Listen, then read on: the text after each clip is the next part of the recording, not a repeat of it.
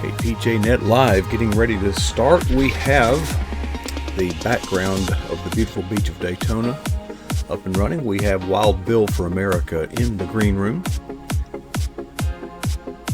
We have all the cameras on, aimed, in focus, ready to roll. Studio 5, we'll be switching there in 5, 4, 3, 2, 1. It's a brand new episode of Bill's Bites here on PJNet Live. We're glad to bring this to you each and every Saturday night. And if you think you know what's going on, well, you may know some of what's going on, but Wild Bill for America is about digging up the stuff that the mainstream media would not want you to know about in all probability. But you're going to get to hear it tonight. He is in our green room. He is from the beautiful beaches of Daytona Beach, Florida. You see, the PJNet studio has taken ourselves to those beautiful beaches where it is still daylight, even though it's dark outside. But bring us in the light, Wild Bill for America.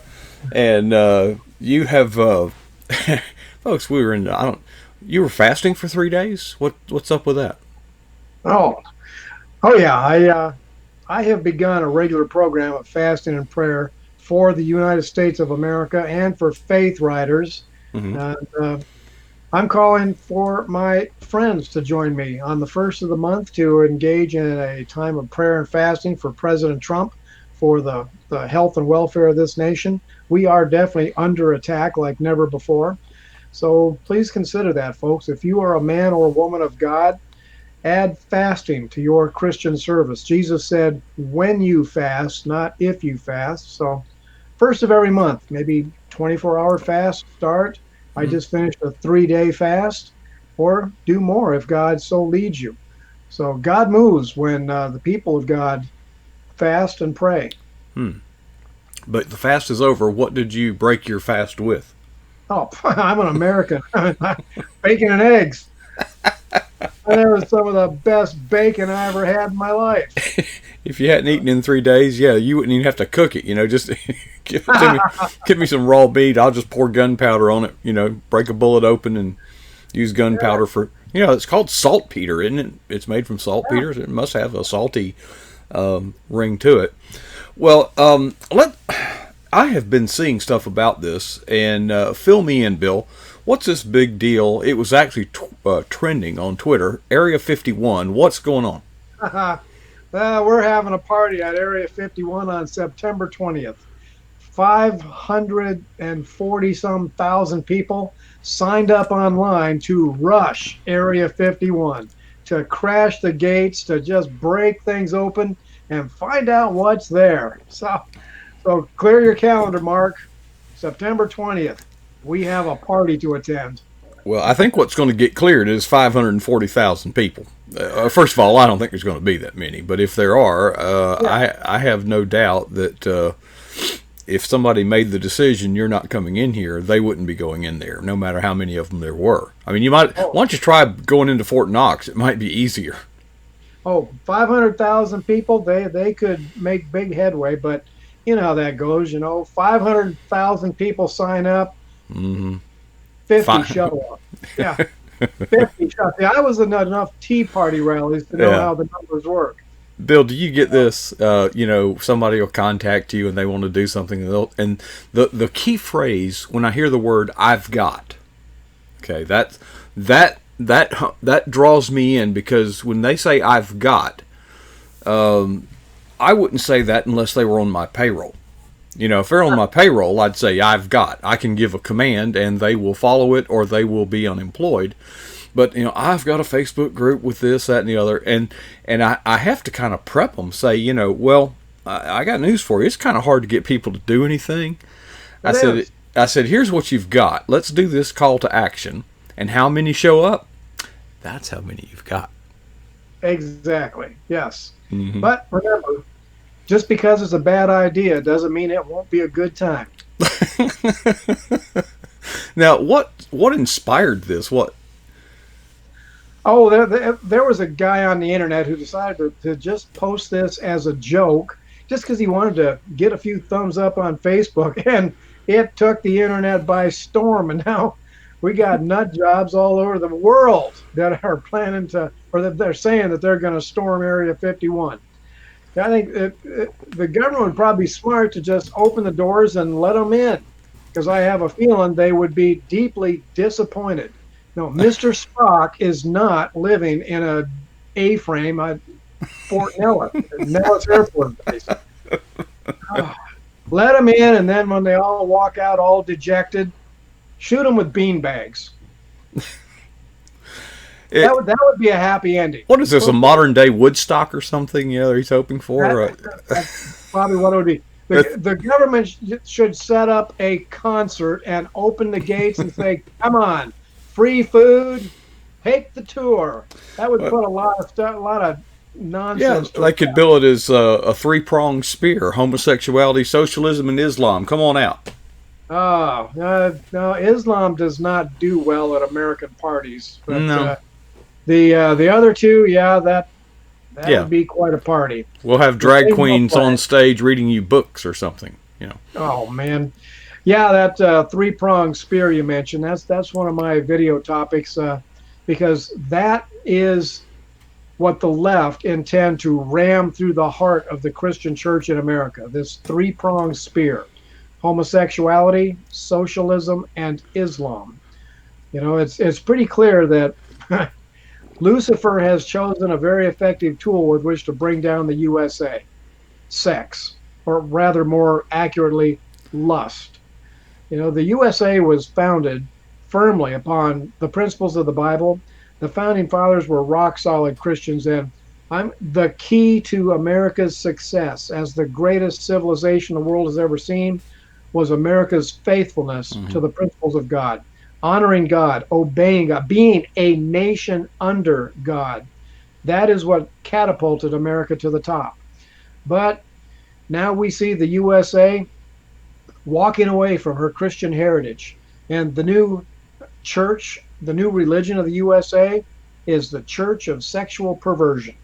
People are now worshiping at the altar of orgasms, the pursuit of orgasms, no matter where they find them, no matter what it is. And it has become a cancer in America that is destroying people. Sex is a gift from God. It was created by God as a special gift. And its purpose is to bind a man and woman together for life as husband and wife, and to procreate the species. And when people take this gift from God and misuse it, they twist it into something ugly and destructive. Fornication, sex outside of marriage, it tears people apart mentally, spiritually, and quite often physically. These people that go from partner to partner to partner, they find themselves broken inside and unable to attach to a lifelong relationship. And we're seeing this cancer that has metastasized to where now the sexual revolution of the 60s has now morphed into a sexual freak show here in America, with all kinds of sexual pervert monsters patrolling the streets. And they are openly persecuting the church and targeting our youngest children. Boy, okay, you got me on a soapbox there. Can you tell me one of my hot buttons? Yeah, Bill, let me give you my short sermon to give you an idea of just how cool God is. All the animals in the animal kingdom procreate basically in the spring. That's when the birds lay eggs and bunnies hatch and all that. That's the season of new life. But humans are set apart and very different. We can procreate anytime we want to. So God is really, really, really cool with sex. Yeah. It was one of the greatest blessings he has given us. It's one of the most pleasurable things in life. Yeah. Well, that bacon was pretty good earlier. Bring me up to speed on the Tony Robinson situation. Tommy Robinson is the Braveheart of this generation. Tommy Robinson is a man who has stood with courage and determination in England against the onslaught of Islamic oppression. Tommy Robinson is one of the few voices in the United Kingdom that has stood up and spoken out loud and clear against the rape of British women by Islamic jihadists, against the shedding of blood in the streets. It's a sad thing, but the British government has turned into the biggest Islamophobic weenies in the world when it comes to protecting their people against the barbarians of Islam. I've been to England, and I've been on the streets of London. I had a run-in on a London street corner with 4 Muslim evangelists. That wish I had a video camera for that. That one would have went viral. But Islam has just absolutely invaded Europe. These foolish liberal European governments said, we will take all refugees. And you know what Islam did? They rounded up the worst of the worst and shipped them as fast as they could. The Europeans are now overrun with several million Islamists, and man, they are just absolutely devastating those countries. And Tommy Robinson, it was one of the first men to speak out. And the British government has done all they can to silence Tommy Robinson, charging him with racism, charging him with hate speech, and they managed to convict him on these trumped-up charges.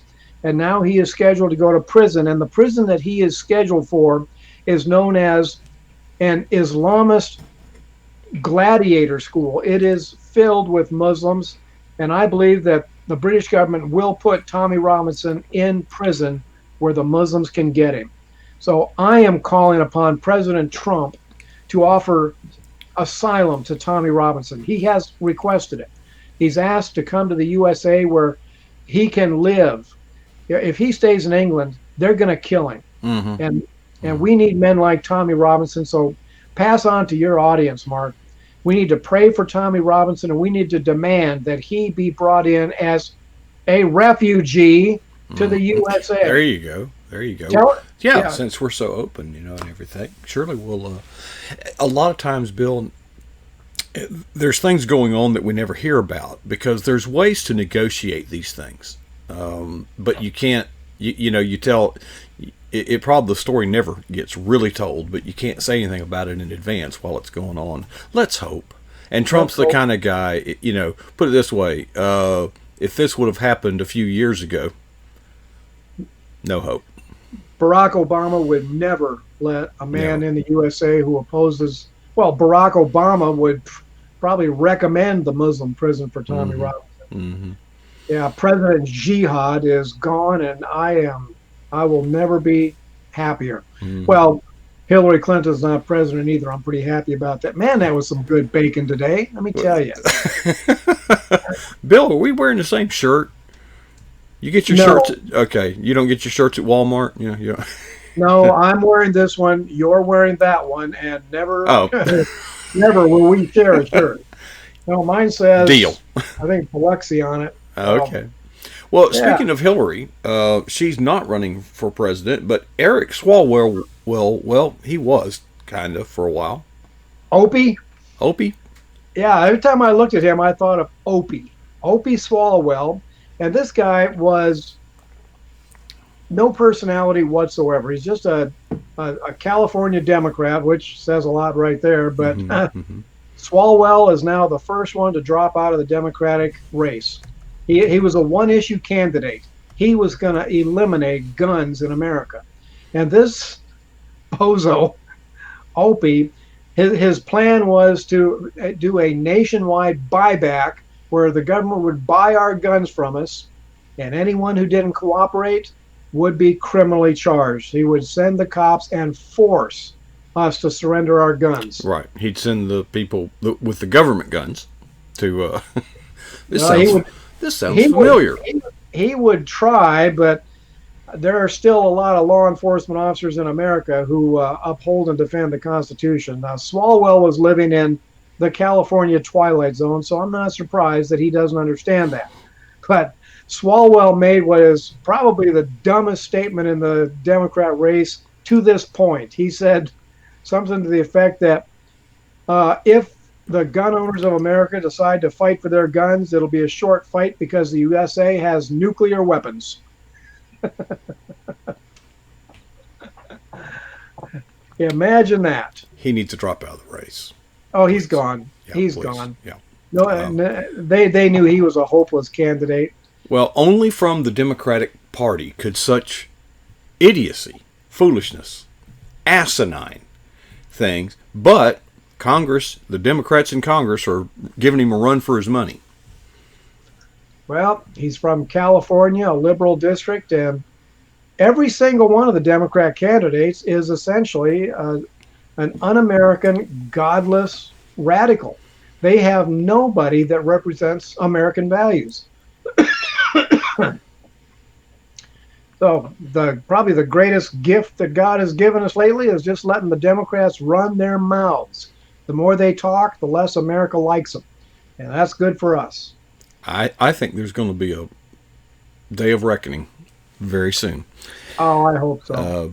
I definitely hope so. Now, what's Congress up to? The Democrats have gotten together and they're going to shut down our ICE facility in Denver or something like that. I'm telling you, Mark, the Democrat Party in America has officially become a criminal organization. These Democrats are openly calling for people to break the law, to commit criminal acts against the people. And ICE, of course, Immigrations and Customs Enforcement, these are the American law enforcement officers charged with protecting our borders, keeping America safe from criminal illegals coming into this country. And the Democrats are openly calling for people to fight ICE, to resist the deportation, to resist being arrested. And I'm telling you, as a former law enforcement officer, these idiots in Congress are going to get our American lawmen killed. They're going to get shot down. This is the equivalent of Barack Obama and his idiotic hands up, don't shoot narrative that American cops were murdering blacks. And you know what happened there. How many American law enforcement officers were assassinated under President Jihad's watch as he instigated violence and disrespect of our American law enforcement officers? So the Democrats are doing the same thing. These immigrants are going to start fighting back. The drug cartels will arm them so that they can start shooting our ICE officers. And I'm telling you, the Democrats will have blood on their hands. And if any law enforcement officer, if any ICE agent is killed, then the Democrats need to be on the chopping block for that. They will have blood on their hands. What they're doing is inexcusable. And not only are they encouraging this, some presidential candidate, I heard, actually went down to the border and escorted an illegal immigrant into our country. Cory the criminal. Where's the handcuffs? Cory Booker is what he was seen escorting illegals into the country. He's basically giving America the finger saying, what are you going to do about it?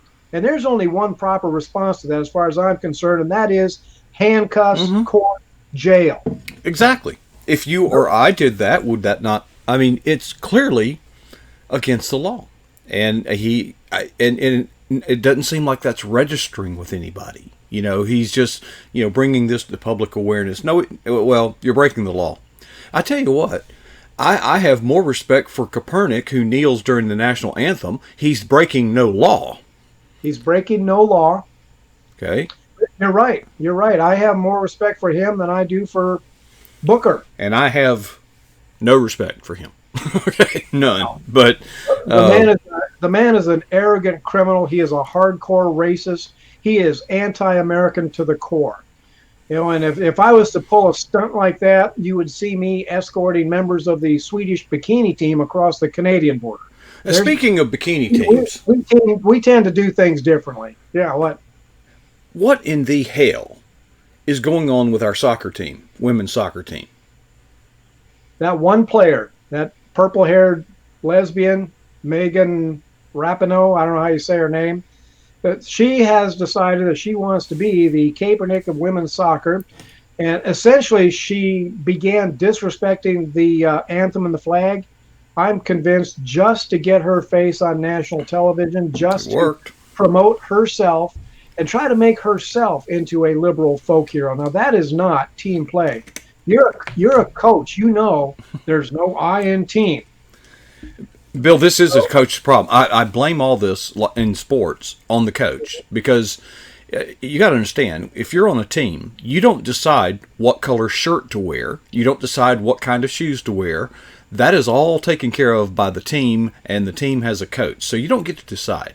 Now, if you want to wear something different, go in the locker room, change into your street clothes, go outside, buy a ticket, up in the stands, you can wear anything you want. Yep. So I blame the coaches. So I would say either coach, have them all stand and show respect for the flag, or have them all kneel and disrespect the flag. At least that way I'll know where you're at.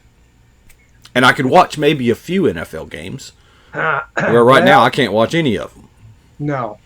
I have never watched a women's soccer game, so I'm going to not watch it with more enthusiasm now. Yeah. Oh, by the way, I saw this one. I don't know if it's true or not. Miley Cyrus says she's not going to have any children until this climate change gets fixed. I saw that. She doesn't want to raise children in a world where there are no fish.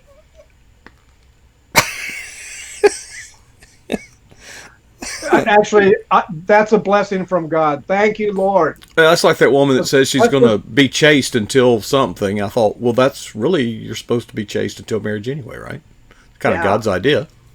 Yeah. Oh, by the way, one of the Democrat candidates is now saying that he or she will make Megan Rapinoe the Secretary of State. What state? Yeah, I can name a few on the other side. Do you know? Imagine you do know this. During the Olympics, the Iranian Olympic team was under the direction of Uday Qusay. Can you imagine if an Iranian soccer player did to that flag what this woman, or whatever she is? I'm not calling for that, but you know what? That would not have been tolerated. In fact, I don't know any country that would be tolerated in other than the United States. And it would not have been tolerated back in the 1960s either. Mm-hmm. Bam! They would have been off the team. You know, sportsmanship has gone the way that civility has gone in our civil discussions. You know, sportsmanship is dying, and that's sad because, you know, sports figures used to be some of the greatest role models for our children. Bart Starr.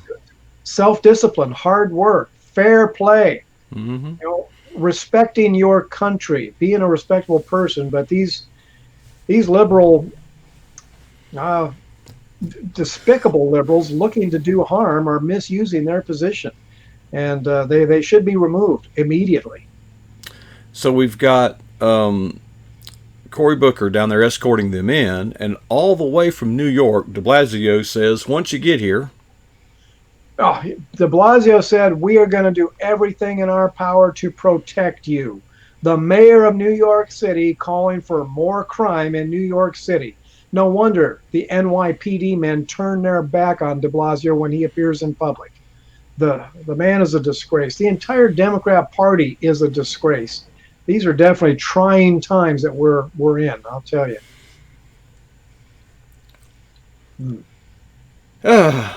And lastly. I thought we'd end on a high note tonight.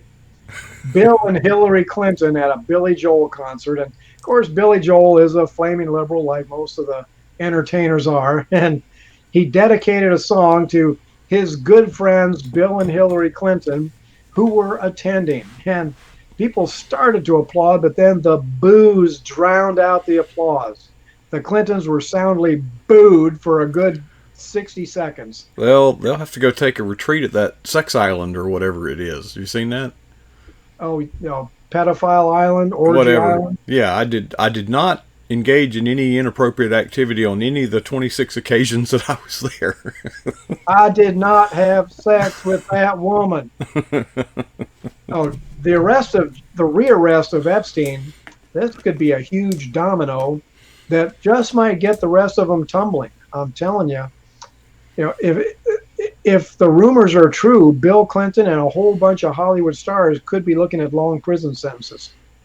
And there is no honor among thieves. If these people get prosecuted, they will quickly start ratting out Right. everybody in order to avoid I prison was going to sentences. say, watch who gets arrested first, because those are the ones that'll probably go free. Yeah, and if Mm-hmm. the rest of them are smart, some of them have already gone to the Yeah. prosecutor and said, "Let's make a deal." That's where I was headed. If you're smart, you will go turn yourself in, and while there's a deal to be made, because that window will close, Yes, and you don't want to be on the other side of it. yeah, the first one to offer to make a deal is usually the one that gets it. I hope Mm-hmm. you guys are listening. Let the race begin. Who can rat out their friends first? And the American people get to watch. They should make a reality TV show out of this prosecution. Mm-hmm. Yeah, people would watch it. And I'm telling you, if these people finally start getting prosecuted, that would do so much to restore America's confidence in her federal government. At this point, Americans have totally lost confidence in the government in Washington, D.C. So, and I think the only way to restore America's confidence is with handcuffs, indictments, and court appearances. Epstein might be in for a serious accident. Man. But at least Bill and Hillary got a taste of what America thinks of them. Well, that's super. All right, Bill, I hadn't talked to you in a week. I've got some plans that I am making, but you're making your plans to be in Tennessee the first Saturday Yeah. of All right. August. Joe Dan Gorman's intellectual frog legs. Antonio Branco will be there, America's #1 political cartoonist. If you guys aren't familiar with Oh yeah, yeah. Branco, Uh huh. this guy is brilliant. He hammers the liberals and he does it in a way that makes you smile. He is a master of using cutting humor. So I'm looking forward to finally meeting Mr. Branco. He did a caricature of me years ago when I first started my Wild Bill things, and I've been using You that still got character. it. Mm-hmm. Oh, you betcha. I So didn't know he very is the good. one that did that, but I see his stuff.